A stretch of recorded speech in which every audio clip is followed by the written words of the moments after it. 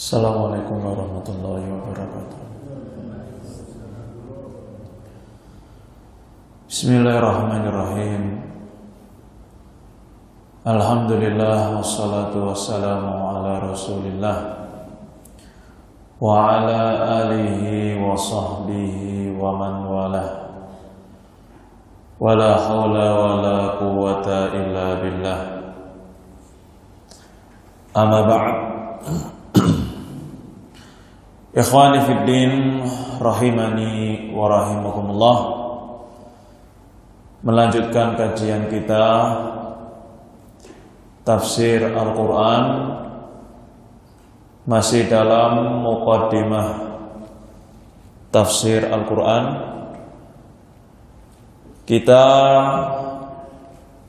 masih di dalam bab tentang asbabun nuzul, sebab-sebab turunnya ayat-ayat Allah Subhanahu wa taala. Nuzulul Quran terbagi menjadi dua, seperti yang kita pelajari pada pertemuan yang lalu. Pembagian yang pertama adalah ibtidai, nuzulul Quran yang sifatnya ibtidai. Apa itu nuzulul Quran ibtidai? Malam yataqaddam nuzuluhu sababun yaqtadi. Turunnya ayat dari Allah Subhanahu wa taala kepada Rasul sallallahu alaihi wasallam tidak didahului dengan sebab-sebab. Namanya nuzul Quran ibtidai. Tiba-tiba turun kepada beliau sallallahu alaihi wasallam. Dan ini adalah ghalibu ayatil Quran. Ayat-ayat di dalam Al-Quran mayoritasnya itu turun tanpa sebab.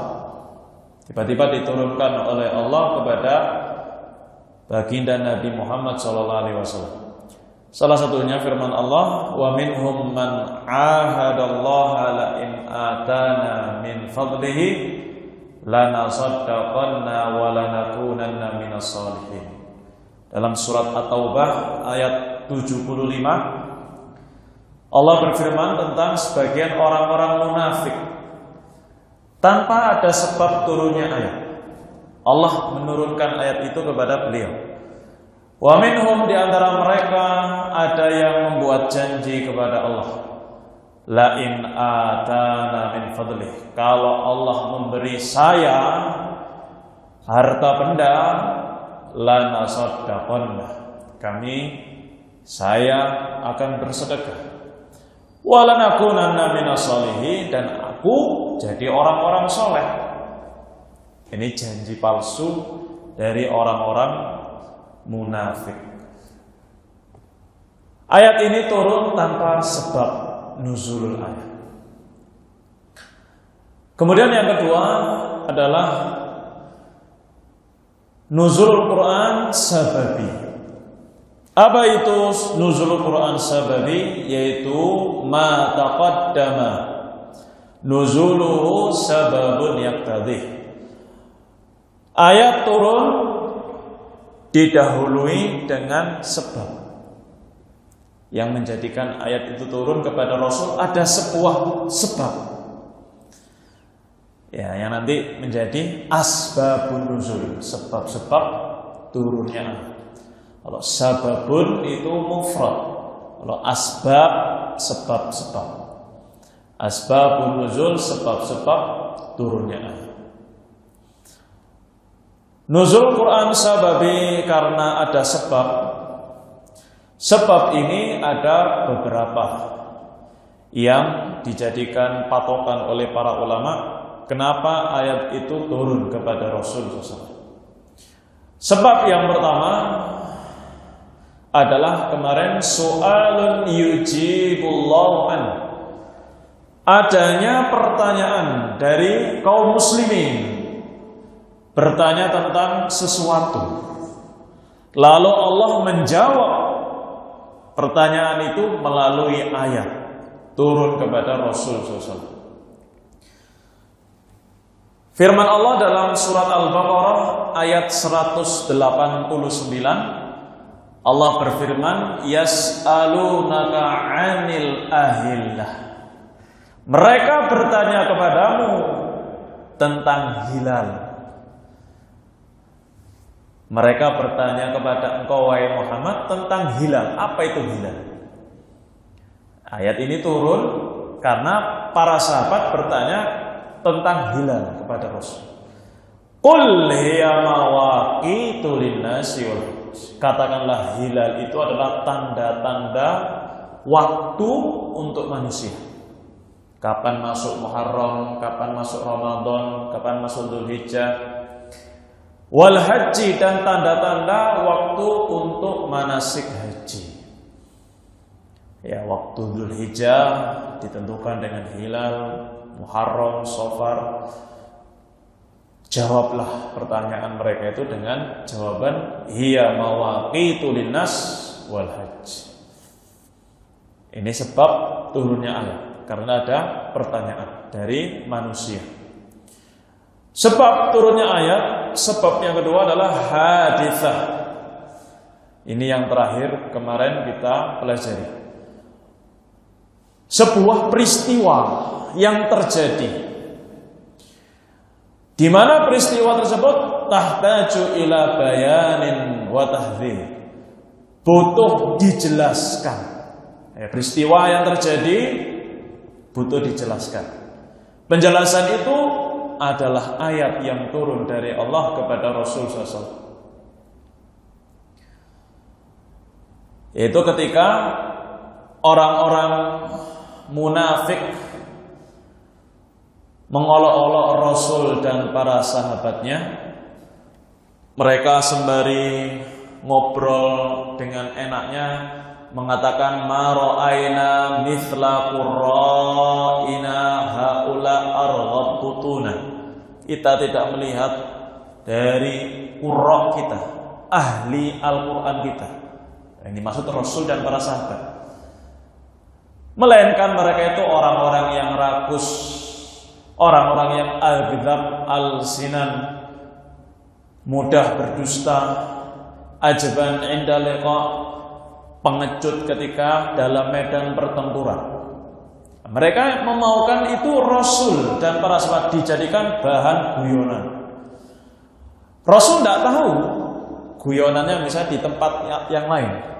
Orang-orang munafik membuat guyonan tentang Rasul SAW dan para sahabatnya, dianggap bahan olok-olokan untuk mereka.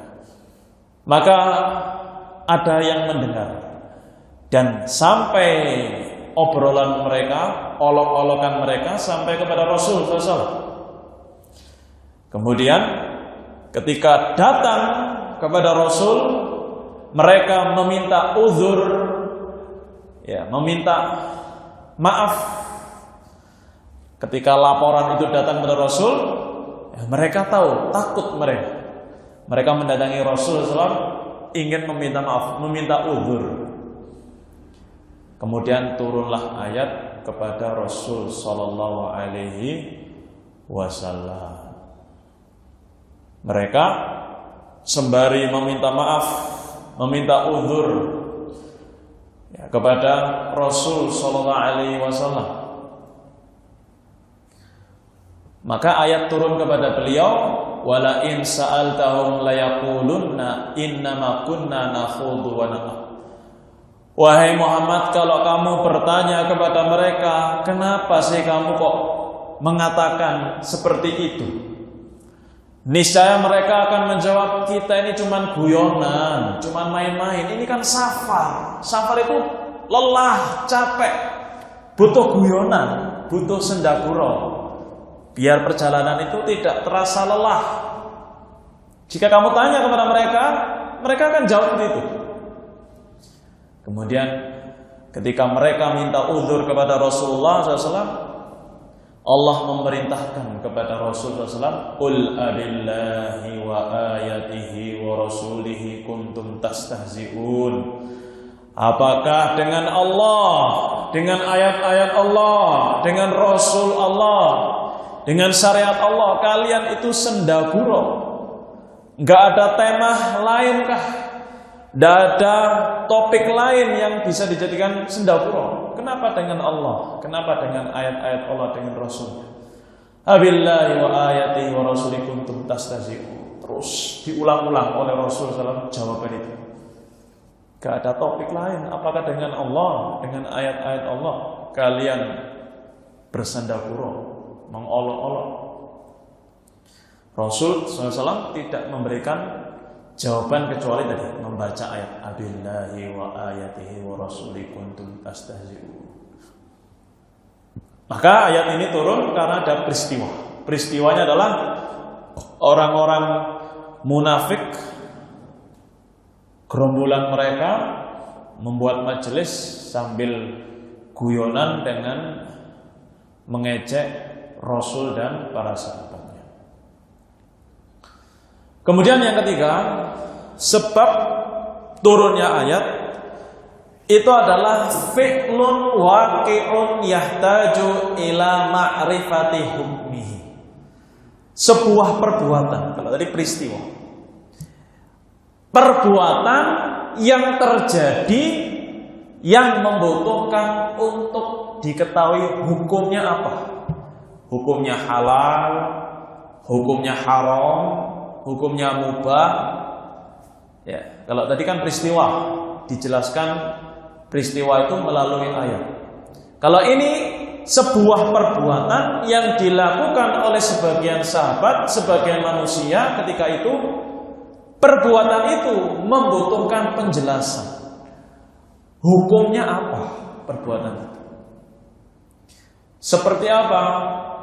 Seperti dalam surat Al-Mujadalah ayat 1 sampai 4 menjelaskan tentang perbuatan seorang sahabat yang dikenal dengan perbuatan zihar. Ya, ada istilah perbuatan yang haram hukumnya dilakukan oleh seorang lelaki, seorang suami menzihar istrinya. Al-Mujadalah ayat 1 sampai 4. Firman Allah Subhanahu wa taala, "Qad sami'a Allah qaulal lati tujadiluka fi zawjiha." Sungguh Allah mendengar ucapan seorang wanita yang berbincang kepada engkau fi zawjiha, tentang suaminya. Ya. Wa tastaqi ilallah, dia mengeluh kepada Allah. Wallahu yasma'u tahawurkum. Allah mendengar obrolan kalian. Innallaha sami'un basir. Sesungguhnya Allah Maha mendengar dan Maha melihat. Ayat 1 sampai 4. Turunnya 4 ayat ini karena sebuah kejadian atau perbuatan yang membutuhkan hukumnya ini apa. Maka turunlah ayat ini untuk menjelaskan hukum dari perbuatan yang dilakukan oleh sahabat. Zihar seorang suami kepada istri itu adalah ucapan seorang lelaki kepada istrinya dengan mempersamakan istrinya seperti ibunya sendiri. Tujuannya untuk mengharamkan. Dengan ucapan itu dia sehingga tidak lagi bisa berhubungan suami istri. Ya, kalau dia mengucapkan itu, hukumnya dia tidak boleh berjima, melakukan hubungan suami istri antara si suami dan istrinya.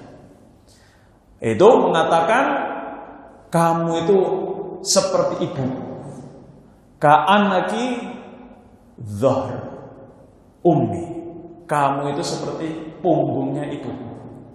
Ucapan seperti itu dianggap zihar, mempersamakan istri dengan ibu. Padahal beda. Ibu itu adalah mahram yang tidak boleh dinikahi. Kita tidak bisa berhubungan suami istri dengan ibu, hukumnya haram. Kalau kepada istri boleh kan itu. Berhubungan suami istri dengan istri kita boleh. Kalau kita mengatakan itu kepada istri kita, konsekuensinya Ya, kalimat zihar tadi, kalimat zihar adalah kalimat yang mempersamakan istri dengan ibu. Konsekuensinya dia tidak boleh berhubungan suami istri. Hukumannya itu. Apakah boleh berhubungan suami istri? Boleh. Dia bertobat dan harus mengerjakan kafarah. Kafarah atas perbuatannya dia yang mengatakan mempersamakan istrinya dengan ibunya. Karena ucapan tadi berkonsekuensi dia tidak boleh berhubungan dengan istrinya. Kafarahnya adalah ada 3. 1, membebaskan budak. Ya. Kemudian 2, puasa 2 bulan berturut-turut, tidak boleh bolong. Kalau bolong, alpa, ya, nggak ada alasan, sudah 1 bulan, nggak puasa besoknya, yang ulang lagi dari awal. 2 bulan berturut-turut. Atau yang ketiga, memberi orang miskin 60 orang. Nah, jadi 3 pilihan. Seseorang ketika melakukan tadi, mendihar istrinya, mengatakan istrinya seperti ibunya, konsekuensinya sehingga dia tidak bisa berhubungan. Syariat menetapkan haram suami berhubungan dengan istrinya, kecuali harus mengerjakan kafarah. Bertobat harus mengerjakan kafarah. 1, dia membebaskan budak, kemudian puasa 2 bulan berturut-turut, 3, memberi makan 60 orang miskin. Oh, kalau begitu saya tak milih yang ketiga aja, enak. Memberi makan 60 orang miskin. Oh, tidak bisa. Pilihan pertama nomor 1. Ketika kamu bisa nomor 1, harus nomor 1. Membebaskan budak. Membebaskan budak zaman sekarang tidak ada, berarti tidak bisa. Pilihan kedua, tidak boleh loncat ketika selama bisa. Pilihan kedua. Pilihan kedua, puasa 2 bulan berturut-turut. Ini hukum tentang perbuatan sahabat tadi, mendihar. Sahabat tadi tidak tahu kalau perbuatan itu termasuk dosa, termasuk hal yang diharamkan dalam syariat. Kemudian turunlah ayat untuk menjelaskan perbuatan itu. Ternyata hukumnya haram. Seorang suami mengatakan kepada istrinya yang istrinya dianggap seperti ibunya, itu akan menyakiti seorang perempuan, akan menyakiti hati seorang istri ketika suami mempersamakan istrinya dengan ibunya. Ya. Ini adalah sebab ketika kenapa ayat itu turun. Yang pertama tadi adalah adanya pertanyaan dari manusia, sebab turunnya ayat. Yang kedua, adanya peristiwa yang membutuhkan penjelasan. Yang ketiga, sebuah perbuatan yang membutuhkan untuk diketahui apa hukumnya. Inilah 3 hal kenapa ayat-ayat turun kepada Rasul yang diistilahkan nuzulul Quran sababi. Ikhwani fillah rahimani wa rahimakumullah. Sekarang faedahnya apa? Kita harus tahu sebab turunnya ayat. Faedah buah yang bisa kita petik mengetahui sebab turunnya ayat itu apa? Disebutkan oleh para ulama, faedahnya sangat banyak sekali. 1, faedah yang bisa kita petik dengan kita mempelajari sebab-sebab turunnya ayat. Yang pertama adalah bayanu annal Qur'ana nazala minallah. Kita akan tahu, kita akan semakin mantap, kita semakin yakin, iman kita semakin kuat. Kita akan tahu bahwasanya benar-benar Al-Quran itu turun dari Allah Subhanahu wa ta'ala. Ya, kalau kita tahu nuzulul Quran, sebab-sebab turunnya ayat, kita akan yakin, semakin iman, bahwa Al-Quran itu turun benar-benar dari Allah Subhanahu wa ta'ala. Wadzalika li'anna Nabiyya sallallahu yus'alu 'anis syai'. Karena Nabi itu sering ditanya tentang sesuatu. Fayatawaqqafu 'anil jawab ahyana. Dan terkadang beliau tidak bisa menjawab. Beliau manusia biasa. Ilmu anugerah itu dari Allah Subhanahu wa ta'ala. Ketika beliau ditanya, terkadang beliau itu tidak bisa menjawab. Ya. Beliau adalah manusia biasa, bahkan manusia yang ummi, dari asalnya orang-orang Arab yang ummi, gak bisa baca, gak bisa nulis.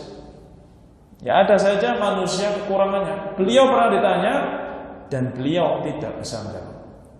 Hatta yanzila 'alail wahyu, sampai wahyu itu turun kepada beliau.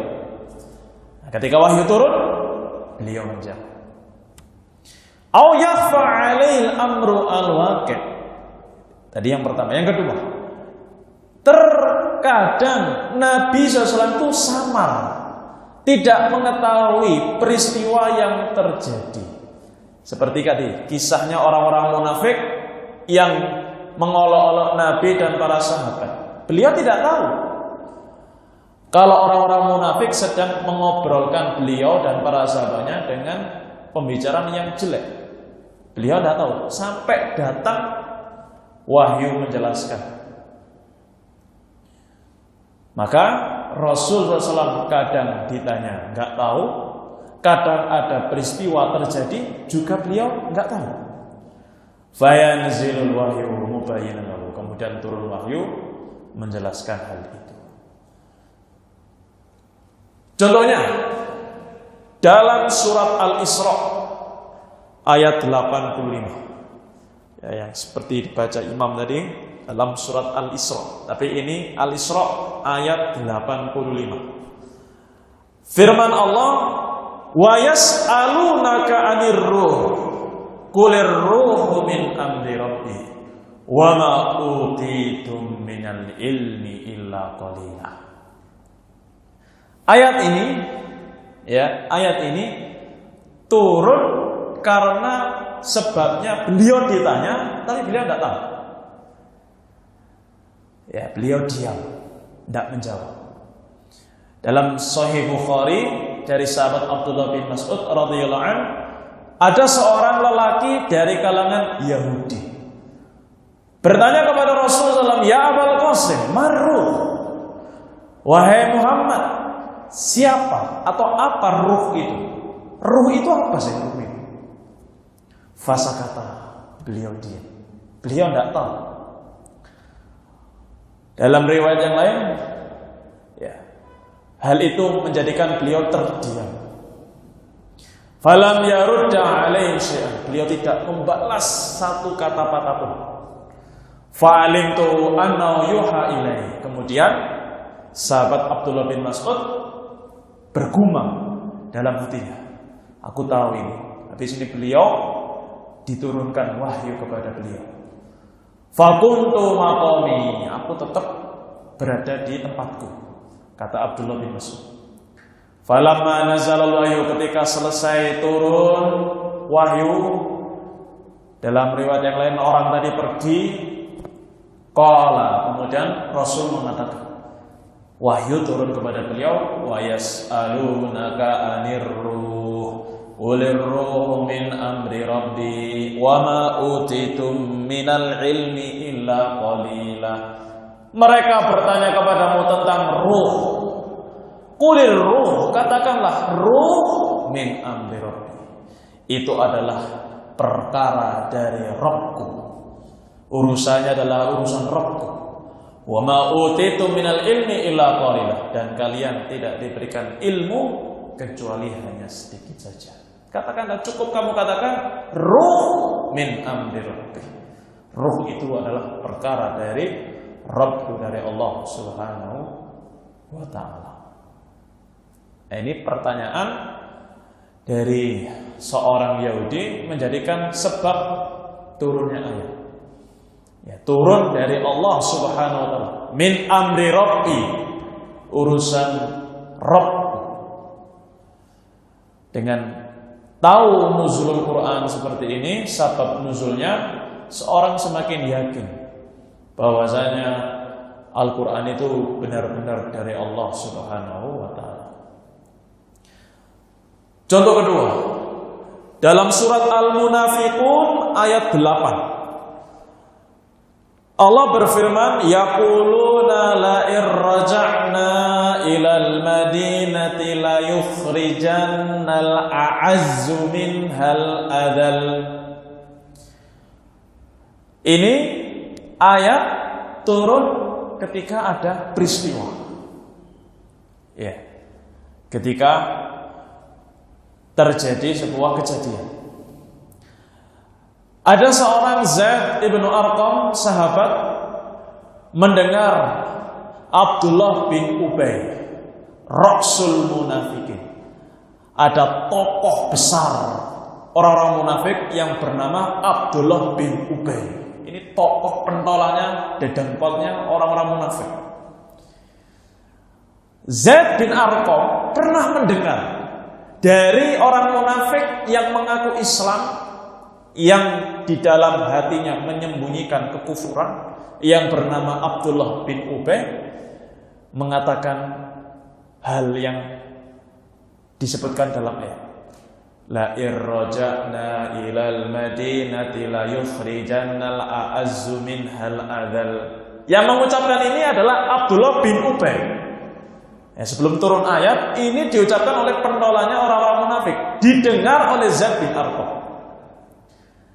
Yuridu annahu al-a'azzu wa rasuluhu wa rasulullahi wa ashabahu al-adhan. Dia mengatakan, nanti ketika kita pulang dari safar, pulang ke Madinah, orang-orang yang kaya akan mengeluarkan orang-orang miskin. Orang-orang kaya akan mengeluarkan orang-orang yang statusnya rendahan. Dia mengatakan a'azzu wal adzal, itu ada maksudnya. Orang munafik itu tadi nampaknya Islam tapi dalam hatinya penuh dengan kekufuran. Adzallu yang dimaksudkan adalah Rasul dan para sahabatnya. A'azzu orang-orang yang mulia, orang-orang kaya, orang-orang yang statusnya tinggi, itu maksudnya ya mereka, Ubay, Abdullah bin Ubay dan gembongnya. Nanti kalau sudah pulang ke Madinah, orang-orang kaya, orang-orang mulia akan mengeluarkan orang-orang rendah.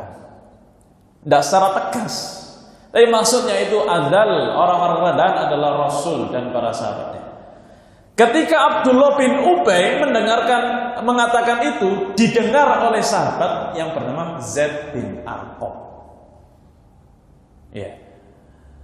Kemudian fa'akhbara Zaidun ammahu. Zaid langsung bergegas mengkabarkan tentang ucapan Abdullah bin Ubay kepada pamannya. Fa'akhbara bihin nabiyya. Kemudian pamannya Zaid menceritakan kepada Rasul SAW.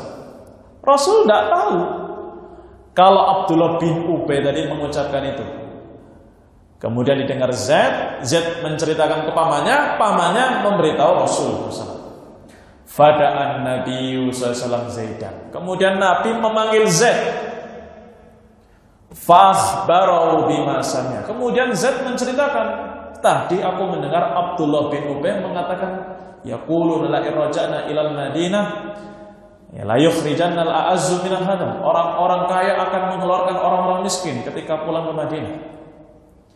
Tsumma arsala ila Abdullah bin Ubay wa ashabi. Kemudian Rasul mengutus seseorang kepada Abdullah bin Ubay dan gembongnya. Ternyata fahalafu, mereka bersumpah. Bayangkan, Abdullah bin Ubay bersumpah, demi Allah, maqalu, kami tidak ada yang mengucapkan seperti itu. Ya kita teman-teman saya ini tidak ada yang mengucapkan orang-orang kaya nanti kalau pulang ke Madinah mengeluarkan orang-orang miskin. Tidak ada. dari kita mengucapkan itu.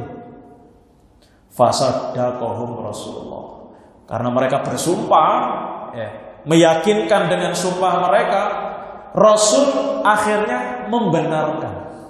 Shaddaqah, membenarkan klaim dari orang-orang munafik bahwasanya mereka tidak mengatakan itu.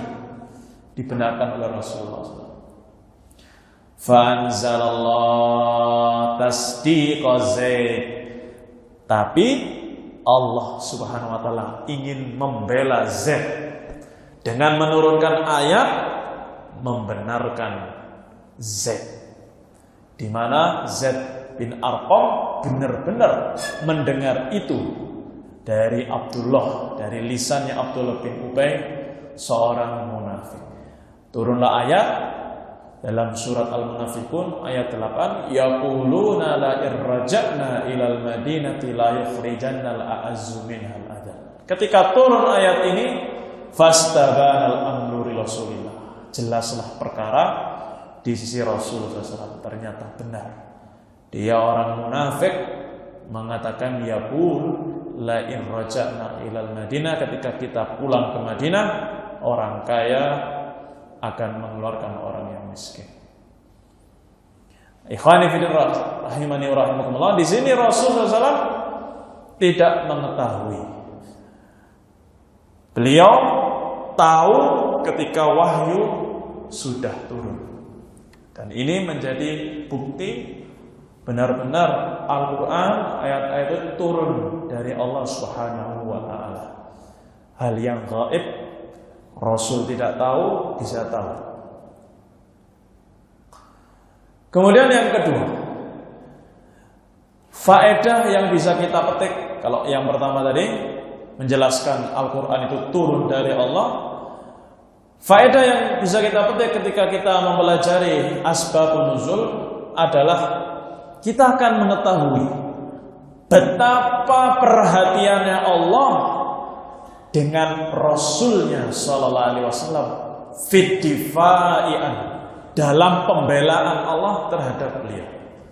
Kalau kita baca asbabun nuzul, kita akan mengetahui perhatiannya Allah Subhanahu wa taala terhadap Rasulnya dalam pembelaan Allah terhadap beliau dari musuh-musuhnya.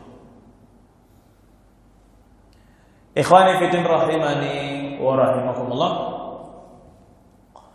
Salah satu contohnya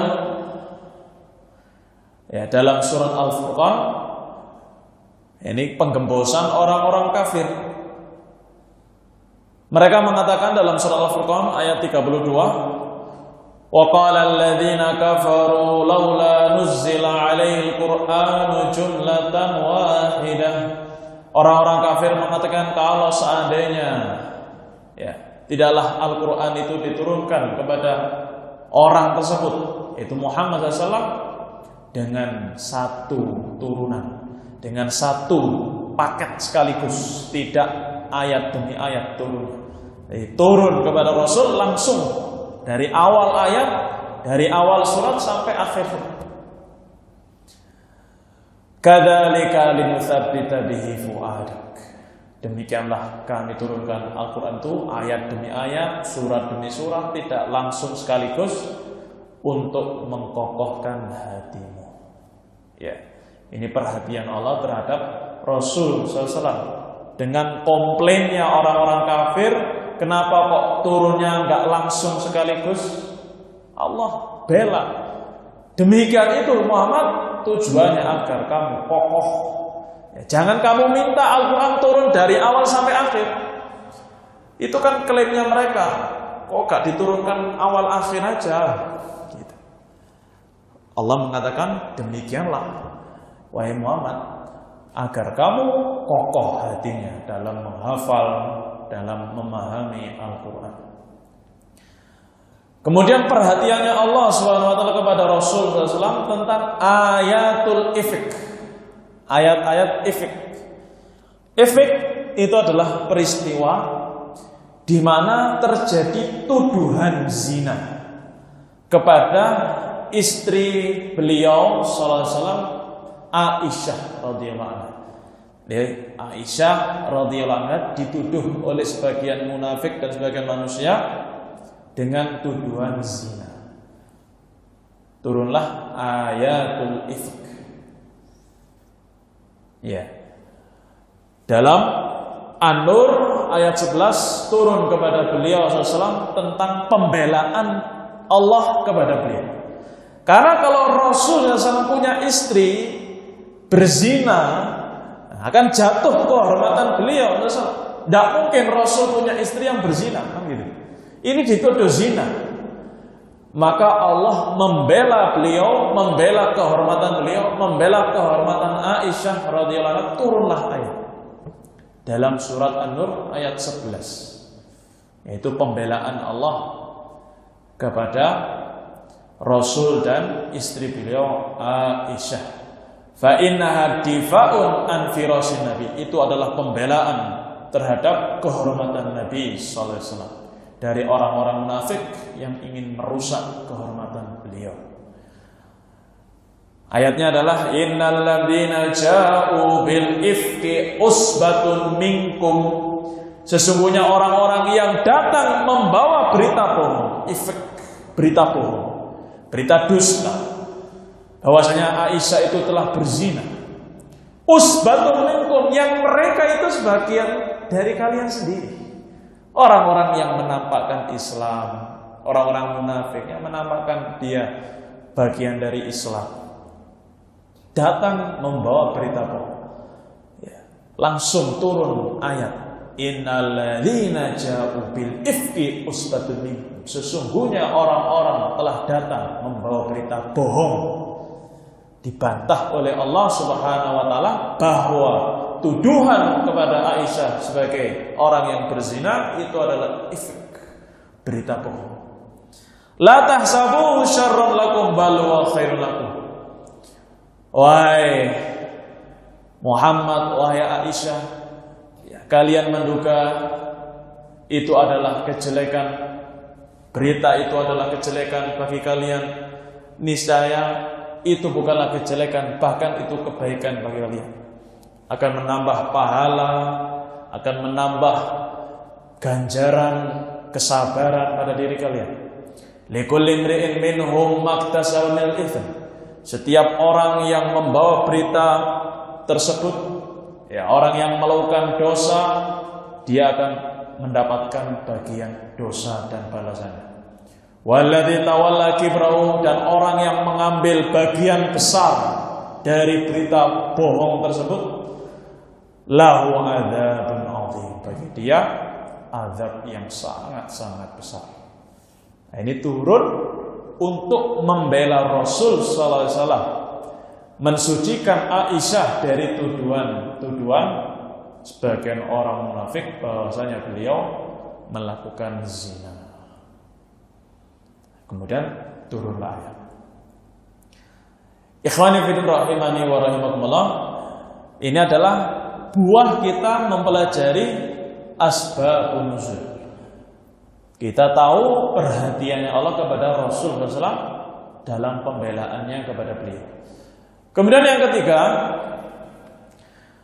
ketika kita mengetahui asbabun nuzul, kita akan mengetahui betapa perhatiannya Allah, betapa perhatiannya Tuhan kita, Rabb kita Allah kepada hamba-hambanya di dalam melepaskan kesusahan-kesusahan mereka, di dalam izalati humumim, kesedihan-kesedihan mereka. Kalau kita lihat asbabun nuzul, ya, kita akan tahu betapa Allah itu perhatiannya kepada hamba-hambanya dalam melapangkan kesulitan-kesulitan mereka. Contohnya, dalam Sahih Bukhari, Rasul Shallallahu Alaihi Wasallam ketika itu bersama istrinya Aisyah juga dan para sahabatnya dalam sebuah safar. Doa akdun li Aisyah, kalungnya Aisyah itu hilang, jatuh. Jadi Aisyah punya kalung. Kalungnya ketika perjalanan doa hilang, entah terputus atau jatuh. Wa hiya ma'an Nabi sallallahu alaihi wasallam ketika itu bersama Rasul sallallahu alaihi wasallam dalam perjalanan safar. Fa aqama Nabi sallallahu alaihi wasallam li talabihi. Ya karena ini kalung barang berharga punya istrinya sallallahu alaihi wasallam, beliau sebagai suami berusaha mencari di tempat hilangnya tadi. Dicari-cari kalung tersebut. Wa aqaman nas ala ghairi main. Manusia yang lainnya juga mencari-cari kalungnya tadi. Ya. Dalam keadaan tidak ketemu-temu ini kalung tersebut. Ala ghairi main. Di samping itu bekal air itu tidak ada. Ketika nyari kalung nggak dapat dalam keadaan air tidak ada ketika itu. Bekal air tidak ada, ya daerah situ tandus tidak ada air. Fasyakau dzalika ila Abi Bakr. Kemudian para sahabat ketika itu mengeluh kepada Abu Bakar. Ya enggak mengeluh kepada Rasul, mengeluhnya kepada Abu Bakar. Siapa Abu Bakar ini? Siapa Abu Bakar? Ayahnya Aisyah. Kan ini Aisyah yang kehilangan kalung. Ya para sahabat masuk sungkan lah mau wadul kepada Rasulullah. Ya apa istrimu ini? Gak mungkin kayak gitu, kan gitu. Para sahabat ngeluhnya kepada Abu Bakar. Abu Bakar itu ayahnya Aisyah. Gimana nih kok bisa hilang ini? Gara-gara hilang kita nyari-nyari. Perjalanan terhambat, ya kan? Terhenti di tempat yang nggak ada air, kita nggak ada bekal air. Ya.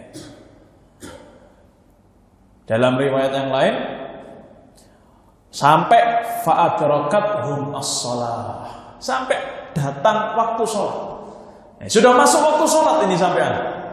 Sudah masuk waktu sholat, belum mendapatkan kalung itu. Air juga ada. Gimana ini? Ya, kemudian mereka mengeluh kepada sahabat Abu Bakar, ayah dari Aisyah radhiyallahu anha. Ketika dalam keadaan seperti itu, sumpah kesulitan, itu ternyata ada hikmahnya. Itu menjadi sebab turunnya ayat. Kemudian turunlah ayat tayamum. Jadi turun ayat tayamum gara-gara kehilangan kalung. Kalung tadi hilang dalam keadaan tidak ada air, dalam keadaan sudah masuk sholat, turunlah ayat tayamum.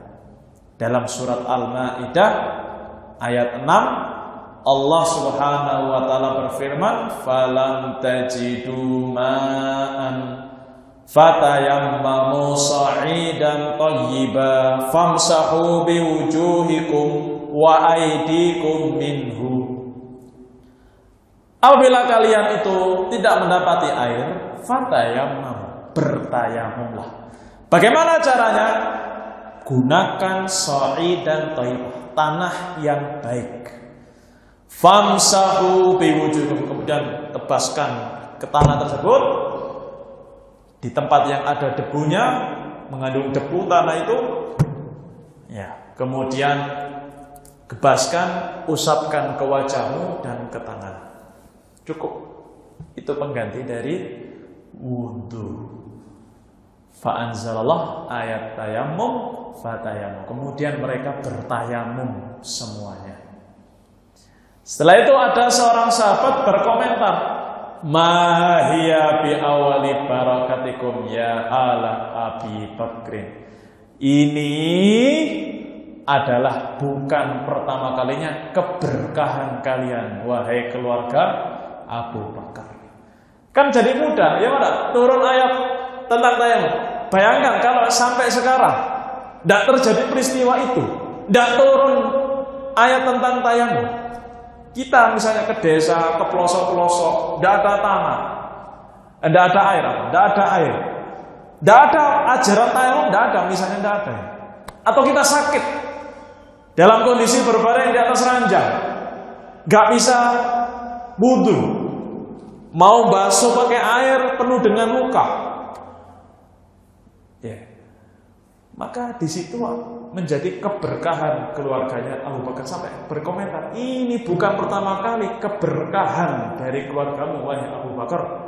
Gara-gara kalau turun ayat menjelaskan tentang tayamum. Sampai sekarang tayamum dipraktekkan. Ya, padahal sebabnya adalah kehilangan kalung. Dari sini kita akan tahu bahwasanya betapa perhatiannya Allah dengan hamba-hambanya yang mengalami kesulitan. Allah berikan kemudahan-kemudahan. Ikhwani fillah rahimani wa rahimakumullah.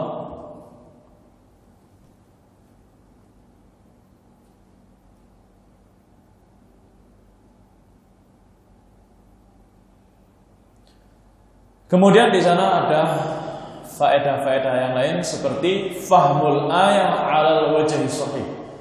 Dengan kita mengetahui asbabun nuzul, kita akan mengetahui dari sisi penjelasan asbabun nuzul itu mana pemahaman yang sahih, pemahaman yang tepat dalam memahami ayat. Adalah ayat tertentu, kemudian kita mungkin memahami dengan pemahaman yang keliru. Setelah kita melihat asbabun nuzulnya, kita akan berubah memahami dengan sisi yang benar.